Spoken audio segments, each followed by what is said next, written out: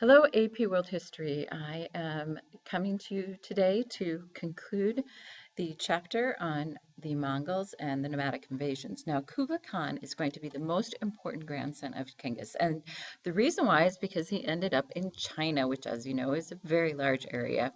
He was known to be a ruthless fighter. He was Buddhist, maybe, but he was interested in a lot of cultures and religions. And he even talked to like Marco Polo. Have you heard of him or played the game Marco Polo? Marco Polo. At any rate, Marco Polo was legendary that he traveled to China, which Kublai Khan's court, and Kublai Khan was interested in learning about Christianity and other religions and Islam as well. He was known for treating the poor well. He built roads.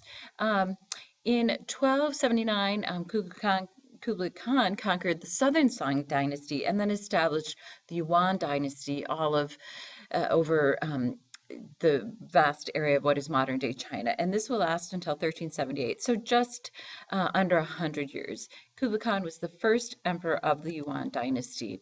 Now, Kublai Khan had this vision to expand into Japan, and in fact took many boats. But you know what? The Mongols are equestrians, right? They like horses.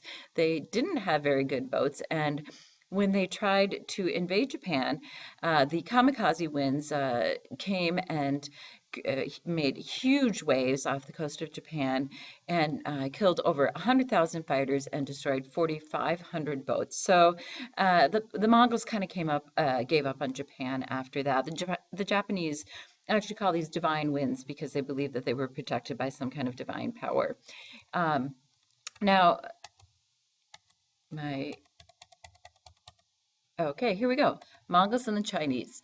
They really actually had an attitude of superiority over the Chinese.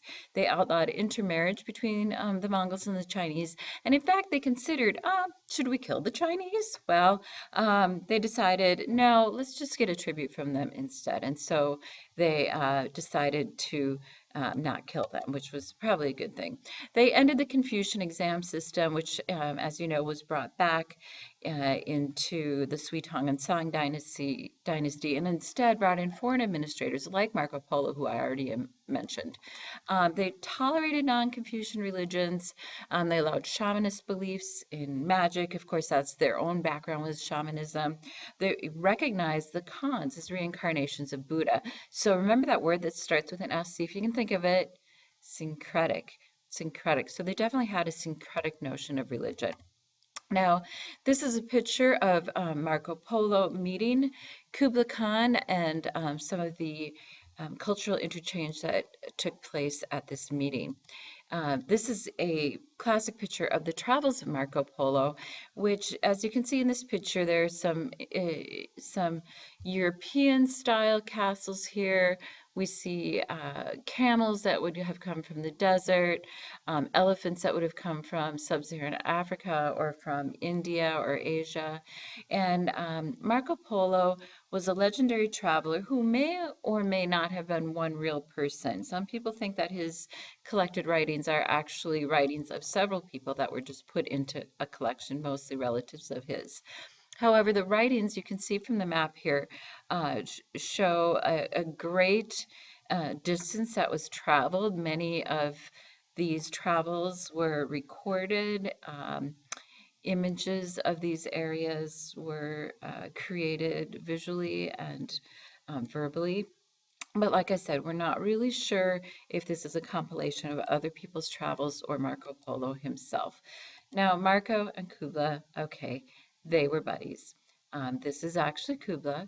That's thought to be a true um, illustration of him, as well as this is Marco.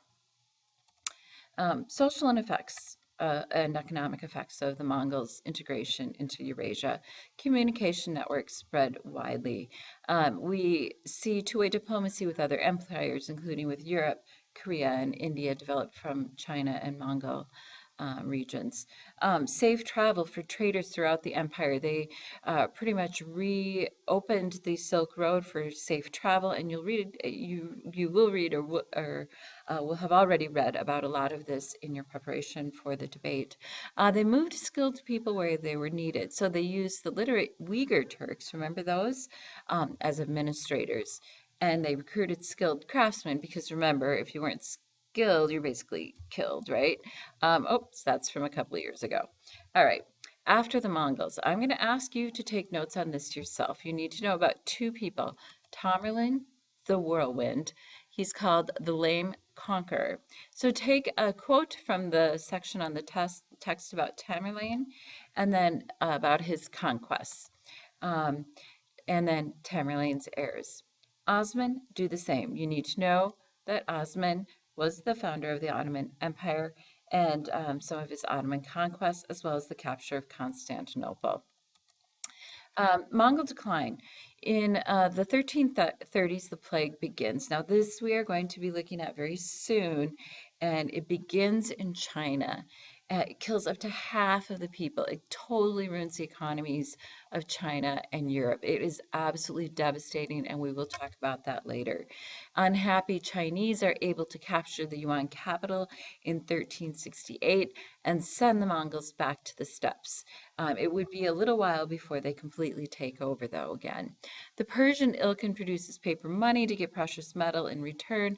The policy fails, economy suffers. The Ilkhanate of Persia collapses in 1335. After the Mongols, the Turkish conqueror Tamerlane models himself after Genghis Khan, takes over the Khanate of Chagatai, and builds the capital in Samarkand. So the Mongols short-lived, vast empire, but fairly short-lived. This is the extent of Tamerlane's empire in 1405, and as I said, I'm planning on you reading about that in your text and taking notes yourself on that. This is the map of the extent of the Ottoman Empire, and if you take a close look at this map, you can see that the acquisitions occurred over a period of time from 1300 on into the 1800s. I'm sorry, the late 1600s. So the Ottoman Empire. Turkish leader Osman declares independence from the Seljuk Sultan. They begin the Ottoman Empire. The Ottomans take territory from the Byzantines starting in 1300. Remember, the Battle of Manzikert was pretty much a turning point, though, in 1071. In 1350s, they control access to the Black Sea, and they move into the Balkans. In 1453, this is the important one. This is the one to star and circle.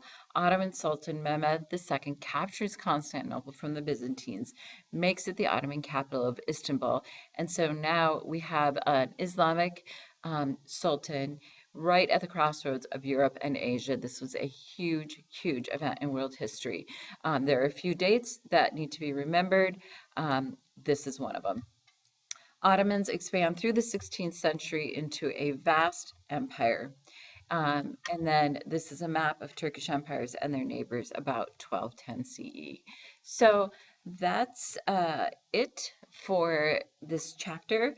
If you, of course, need to go back and pause as you take notes, that you should probably do that. All right, thanks, and have a good day. Bye.